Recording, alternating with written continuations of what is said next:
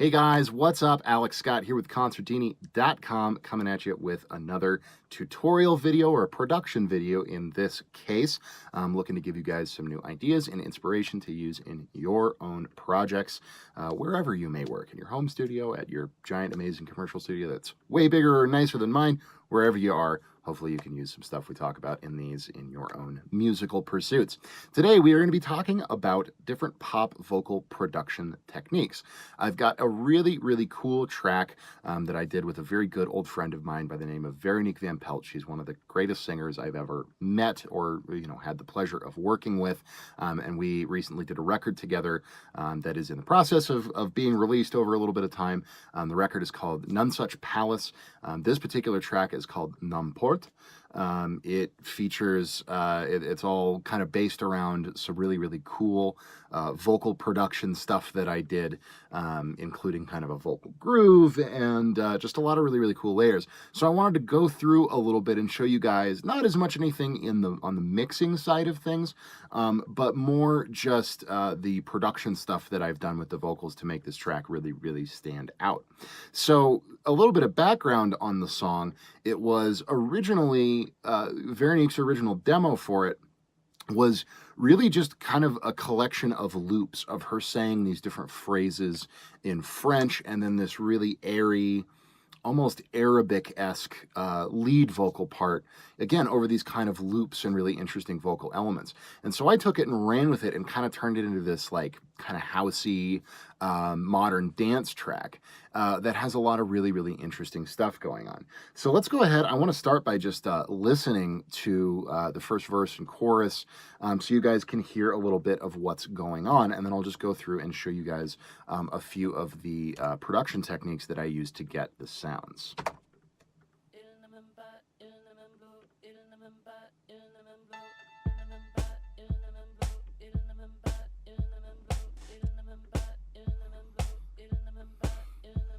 These words come on me like a heart attack. They tell me there's no turning back. How could you make it look simple to do? For me, there's no forgetting you.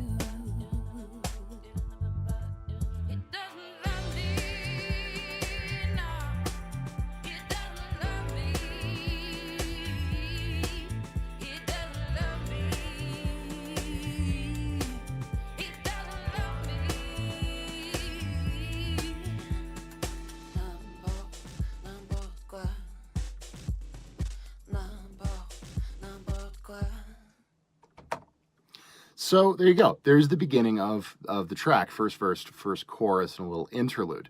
So there's a lot of really interesting stuff going on in this one, and stuff that I don't think you would typically see in necessarily other pop productions, but things that when I've played it for other producers and stuff, I get a lot of feedback of, whoa, that's really interesting and cool. How did you do that? So the first really neat thing that we have going on is like literally the first thing that you hear in the song, which is this loop.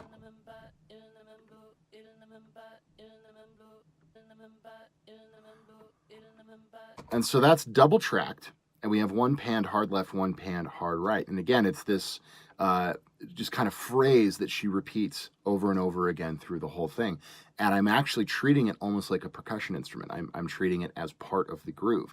And so that's the first kind of interesting production idea that I can impart to you guys is a vocal does not necessarily have to work as a vocal. Especially if you have a really rhythmic singer, you can do lots of interesting stuff where maybe they're whispering something, or it's some kind of a rhythmic vocal phrase. And this obviously is very dry and very clean, but you could do a lot of cool stuff with processing or like band passing and almost turn your vocal into a rhythmic or percussive element. So we've got that running through the whole track, which is really neat. Then our lead vocal is very simple. It's very plain. If we look at our mix, I've got a little bit of reverb, a little bit the Vocal Writer, which is a really great Waves plugin that helps to even out the volume because it's a really dynamic vocal performance. And then, just basic compression, EQing, little tiny little bit of pitch correction that's not even really doing anything, just to scoop in a few. She does a lot of kind of Arabic-y vocal runs, and I wanted to just bring the pitches in on those a little bit. But it's, we're not reinventing the wheel with the lead vocal. It's very plain, it's very intimate, it's very natural feeling and sounding. So that's that. But then the next thing that happens is in the chorus, we bring in this really cool element. And this is a very kind of trendy thing to do in modern pop vocals these days, and that is to underpin your lead vocal with a vocoder. Okay, so what a vocoder is, if you're not familiar, is it's basically a synthesizer that uses your vocal. You can run anything through a vocoder. It's typically done with a vocal, but you could run a guitar through it, or really anything. Drums, people will do it with a lot. But it basically takes whatever your original sound source is, in this case her vocal, and uses it as the generating oscillator, uses it as the oscillator in a synthesizer. And so if we listen to that on its own, it comes in the choruses.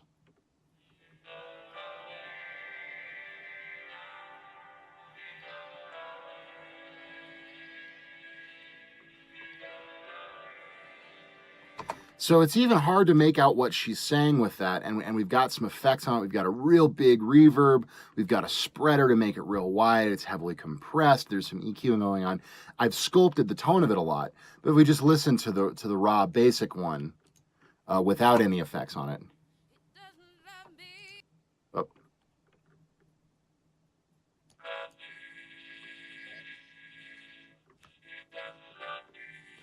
That's what it sounds like on its own, and then I've added, some EQ and reverb and some of this other stuff to really get it to stand out. And it just kind of turns her voice into this really interesting kind of synthesizer symphony. But it's not the main element. We use it to just underscore the lead vocal a little bit. So when we bring that in,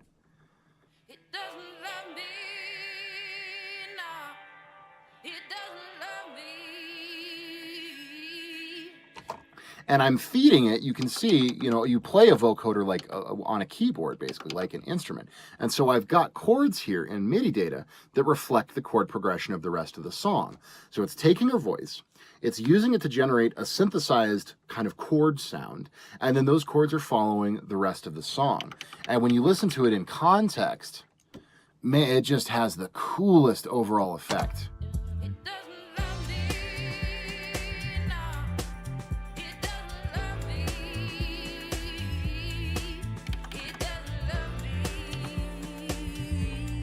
Again, it doesn't stand out a ton. It's not some big prominent feature. It just gives the voice such an interesting texture, okay? So that's the next really cool production technique that you guys can do if you have a vocoder plugin, is use it to just lush out and kind of add this interesting second element, almost like you would with a harmony vocal part or something. It's a different way of approaching that, and you can get some incredibly cool results. So now moving forward in the song, we get to this little interlude.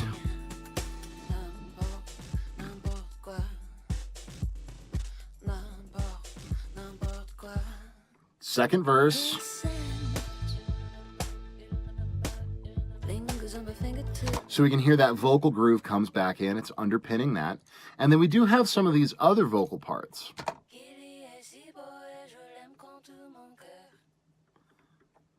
And this is a few other phrases in French that she's singing. That's kind of part of the whole loop structure. And what I've done is in different parts of the song, it happens a little bit in the second verse, but really it's mainly in the bridge. Let's listen to the bridge as a whole thing.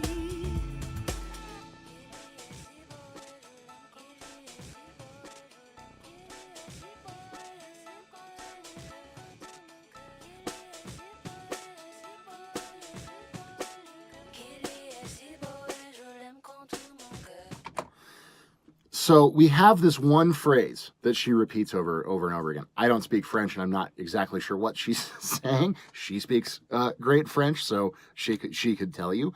But basically, the idea came from, the phrase is part of the overall meaning in kind of picture that the song is painting. But I was going, okay, well, how can we take this one phrase and turn it into a whole bridge? And, you could repeat it a few times or have her sing it a few different ways and create a melody with it. But what I wanted to do is have her do a few different melodic ideas with the phrase. And then I took it and just copied and pasted it around and made this little kind of sound sculpture. And if we listen to it on its own,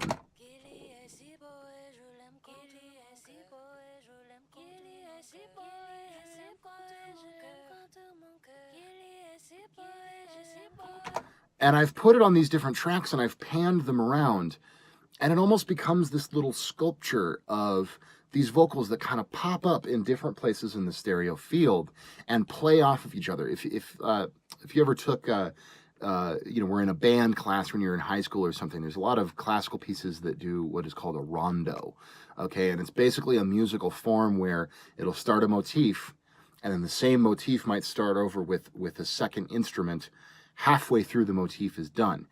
And then maybe a third part will come in a little bit after that. And they're all playing the same thing or similar ideas, but it's this kind of, you have the form of the song and an instrument plays that. And then you take the same form and just offset it by 2 bars or 4 bars.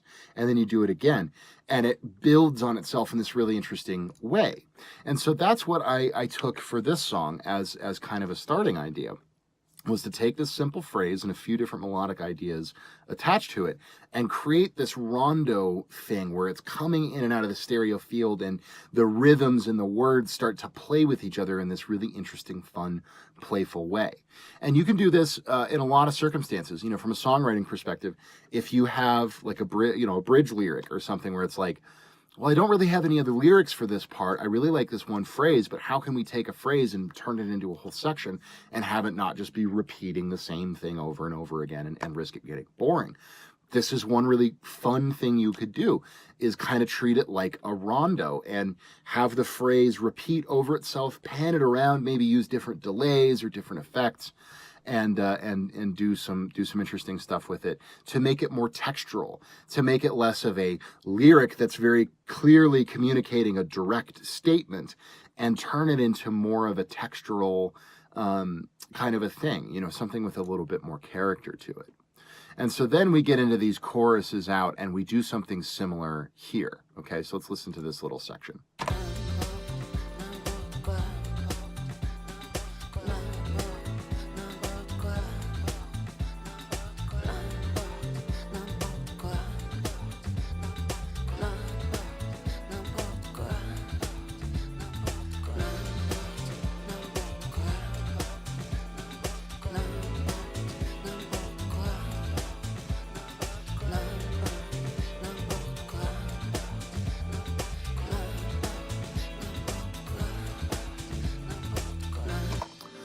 Okay, so in this section, we're kind of bringing a lot of these ideas together. We have the vocal groove that comes back in halfway through. We're using this kind of call and response rondo type idea with some of these background vocals where she's just singing that main line, n'importe quoi, over and over again. And then we have call and response happening in either side of the stereo field. So it's kind of, you have the center vocal that states it, and then you have a response on one side, and then it states it again, you have a response on the other side, and it creates a lot of cool dynamic movement. So that's for the first half of this section. Then we have the vocoder that comes back in about halfway through, and then we have that vocal groove comes back in, and it creates this really big package with a lot of excitement to it, because she's really only saying one thing over and over and over again, and it goes on for, over a minute. And if she were just sitting there going, n'importe quoi, n'importe quoi, it would get really boring. But because we're playing with the stereo image, we're bringing this vocoder in, we have this other vocal groove underpinning the whole thing. It's a really, really cool, and it turns a very simple phrase into a very cool and exciting part of the song and brings a lot of dynamic movement and vibe to the vocal part.